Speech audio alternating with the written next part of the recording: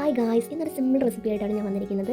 നമ്മളൊക്കെ വീട്ടിൽ ഈ സീസൺ സുലഭമായി കാണുന്നൊരു പഴമാണ് ചക്കപ്പഴം അല്ലേ. അപ്പം കുറച്ച് പഴുത്ത ചക്കപ്പഴവും പിന്നെ സാധാ നമ്മളെ ഏത്തക്കപ്പഴം നല്ല ചെറിയ കഷ്ണങ്ങളായി അരിഞ്ഞ് വെക്കുക. എന്നിട്ട് എന്ത് ചെയ്യുക, ബട്ടറിൽ, ഞാൻ ഇതിലെ വീഡിയോ എടുക്കാൻ വിട്ടുപോയി. അപ്പം ബട്ടറിൽ ഈ ചക്കപ്പഴവും പഴവും കൂടെ ആഡ് ചെയ്ത് നന്നായിട്ട് വഴറ്റിയെടുക്കുക. ഒരു ബ്രൗൺ കളർ ആവുന്ന രീതിയിൽ നമ്മൾ വഴറ്റണം കേട്ടോ.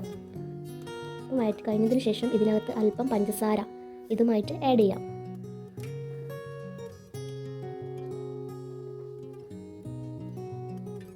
നമുക്ക് വേണ്ടുന്ന രീതിയിൽ നമ്മൾ ഷുഗറിനനുസരിച്ച് ഓരോരുത്തർക്ക് എടുക്കാം കേട്ടോ.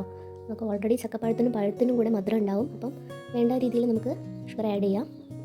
ഇതെന്ത് ചെയ്യുക, നന്നായിട്ട് മിക്സ് ചെയ്ത് നല്ലൊരു ബ്രൗൺ കളർ ആവുന്ന രീതിയിൽ തന്നെ വഴറ്റിയെടുക്കുക.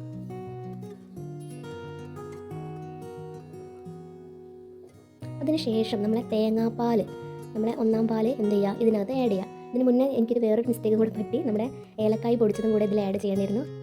ഞാനിതിൽ ഏലക്കായ ആഡ് ചെയ്തിട്ടുണ്ട് ഗൈസ്, പക്ഷേ വീഡിയോ എടുക്കാൻ വിട്ടുപോയി. അപ്പോൾ നിങ്ങളിത് ഉണ്ടാക്കുമ്പോൾ ശ്രദ്ധിക്കുക. ഒന്നില്ലെങ്കിൽ നമ്മളെ തേങ്ങാപ്പാൽ ആഡ് ചെയ്യുന്നതിന് മുന്നേ നിങ്ങൾക്ക് ഏലക്കായ മിക്സ് ചെയ്യുക, അല്ലെങ്കിൽ അതിന് ശേഷവും മിക്സ് ചെയ്യാം.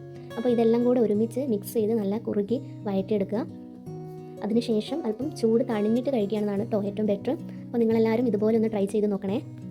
താങ്ക്